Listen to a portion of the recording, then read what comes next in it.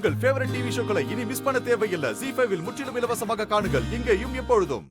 உன் கைக்கு பழக்கப்பட்ட கைதான் உன் அப்பா தலையை எடுக்க போகுது.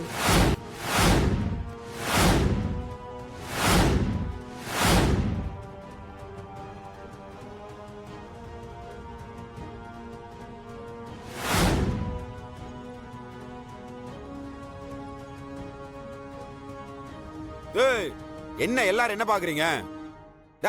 நான் அந்த அளவுக்கு மோசமானவன் இல்லடி. ஆண்டாளே, எதுக்கு வேலை மெனக்கட்டு இதெல்லாம் உட்காந்து பார்த்துக்கிட்டு இருக்கிற நீயே?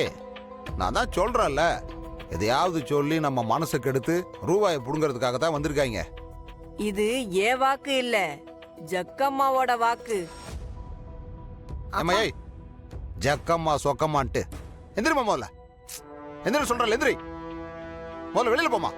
ஐயா, நீங்க என்ன தட்டி கழிக்கலாம், ஆனா நடக்கிறத நீங்க தடுக்க முடியாது. நாளைக்கு பொழுது சாயறதுக்குள்ள உங்களுக்கு இந்த ஜக்கம்மாவே ரத்த குறி காட்டி புரிய வைப்பா.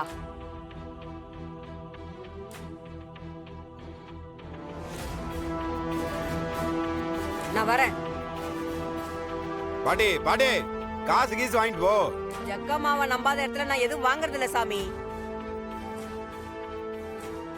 உனக்கு பழக்கப்பட்ட கைனா ஒண்ணு நானா இருக்கணும், இல்ல உங்க அம்மா, தங்கச்சி. மாமா, அவர் எங்க அப்பா. அப்போ ஒருவேளை பாட்டியா இருக்குமோ? ஏன் விளங்காத வெறும்பேற, நான் எதுக்குடா என் மகனை கொல்றேன்? அதான் அந்த அம்மா ஏதோ காசு கொடுக்காத கோபத்துல எதையோ சொல்லிட்டு போகுது. அதை போய் நம்பிக்கிட்டு போங்க. இது ஒரு நியாயம்னு பேசிக்கிட்டு வேலை பாருங்க போய்.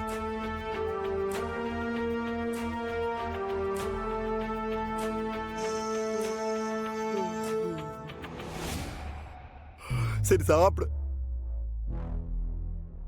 டேய், சும்மா சும்மா என்னையே பார்த்துட்டு இருக்கிறீங்க.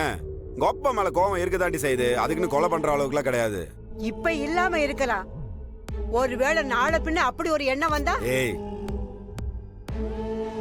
அப்படி ஒரு எண்ணம் வந்தா என்ன ஆகும்? ஜக்கம்மா வாக்குதான் பழிக்கும், வேற என்ன? நான் என்ன பண்ணுவேன்? தெய்வ வாக்கு. வாடியம்மா ஜக்கம்மா வந்து நில்லு பக்கம்மா, எங்க கூட ஆட்டம் போட வேண்டியம்மா வெக்கம்மா.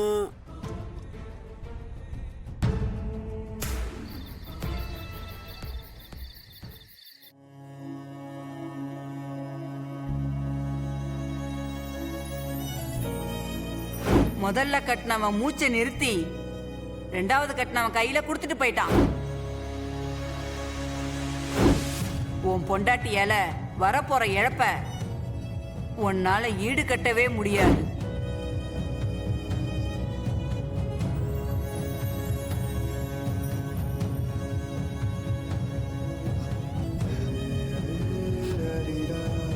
பாரதி, இதுக்கு தான் நான் வேண்டான்னு சொன்னேன். கேட்டிங்களா? அவங்க ஏதோ பொழப்புக்கு சொல்லிட்டு போயிடுவாங்க, ஆனால் நாம தான் அதையே நினச்சி கவலைப்பட்டுக்கிட்டு இருக்கணும். இங்கே பாருங்க, வாழ்க்கைன்றது எப்படி வாழணும்னு பிளான் பண்ணி வாழ்றதுல இல்லை, எப்படி வாழ்கிறோங்கிற யதார்த்தத்தில் தான் இருக்கு. இருக்கிறது ஒரு வாழ்க்கை, அதை எப்படி சந்தோஷமாக வாழணும்னு அப்படியே முடிவு பண்ணி வாழ்ந்துட்டு போயிடணும். அதை விட்டுட்டு ஜோசியம் பார்க்குறேன், கூறி கேட்குறேன்னு இப்படி ஏதாவது பண்ணி நம்ம நிம்மதியை நாமளே கெடுத்துக்கூடாதுங்க. மனசை போட்டு குழப்பிக்காம தூங்குங்க.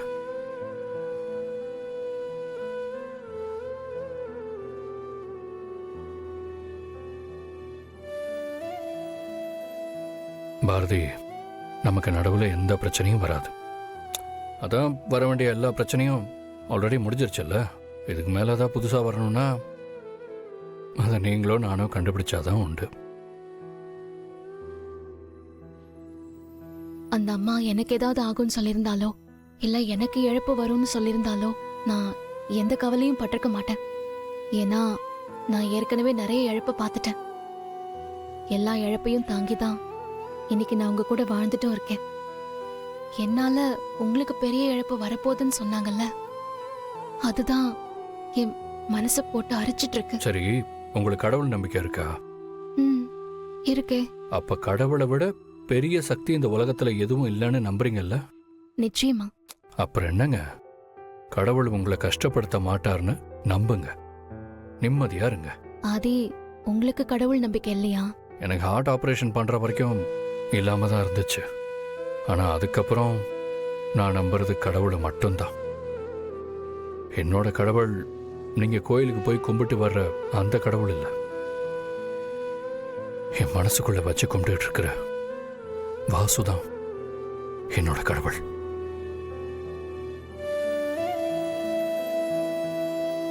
ஏன்னா என்ன படைச்ச கடவுள் எனக்கு கொடுத்த டேட் எப்பவோ முடிஞ்சிருச்சு. இப்ப நான் மறுபடியும் பிறந்து வந்ததுக்கு காரணம் வாசு தானே. அதனாலதான் அவரை என்னோட கடவுளா நான் கும்பிட்டு இருக்கேன்.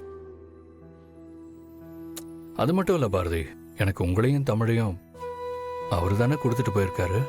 நீங்க என்னை விட்டுட்டு போனப்போ உங்களை தேடி என்னை இங்க வர வச்சதும் வாசுதான்.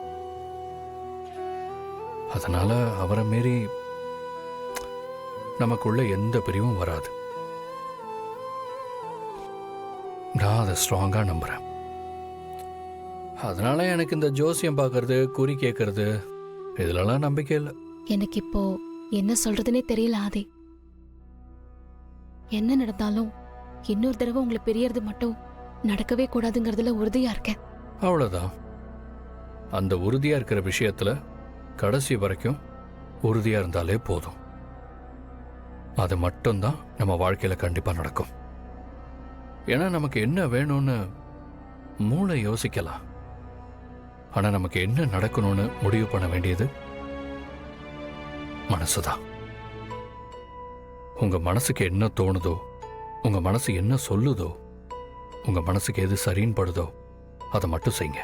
தயவு செஞ்சு அதை தவிர வேற எதை பத்தியும் நீங்க யோசிக்க வேண்டாம். உங்களுக்கு என்ன நடந்தாலும் சரி, உங்களுக்கு நான் தான் புருஷன், நீங்க தான் என் பொண்டாட்டி. அது மாறவும் மாறாது, யாராலையும் மாத்தவும் முடியாது. பாத்தீங்களா, சொன்னோட மணி கூட அடிக்குது. அம்மா தான் கால் பண்றாங்க, இருங்க பேசிட்டு வந்துடுறேன். ஆதி, இங்கேயே பேசுங்க. அம்மா, ஐயோ சாரிம்மா, சாரி மறந்துட்டேன். நீங்க கவலைப்படாதீங்க, காலையில வேலையா அதை நான் முடிச்சிடுறேன். இல்ல இல்ல, கணேஷ் பேசிக்கிட்டு தான் இருக்காரு. நான் தாம்மா மறந்துட்டேன். சரி, காலையில நானே கால் பண்றேன். Good night. என்னாச்சு? என்ன மறந்துட்டீங்க? இல்ல, அவங்களுக்கு தமிழை பார்க்காம இருக்க முடியலன்னு சொன்னாங்க. நீங்க வேற டைம் கேட்டிருந்தீங்களா, அதான் அது வரைக்கும் தமிழோட தம்பியோ தங்கச்சியோ இருந்தா அம்மா கூடவே வச்சு பார்த்துக்கிறேன்னு சொல்லியிருந்தாங்க. அதை மறந்துட்டேன். டே ஃப்ராடு, நீ அங்க சுத்தி இங்க சுத்தி இதுல தான் வருவேன்னு தெரியும். நிஜமாங்க, நம்பிக்கை இல்லைன்னா நீங்களே அம்மாவுக்கு ஃபோன் பண்ணி கேட்டு பாருங்க. நீ எவ்வளோ பெரிய கேடின்னு எனக்கு தெரியும், சும்மா விளையாடாத. பா. ஜீ5 ஆப்பை டவுன்லோட் செய்து அனைத்து எபிசோடுகளையும் இலவசமாக பாருங்க.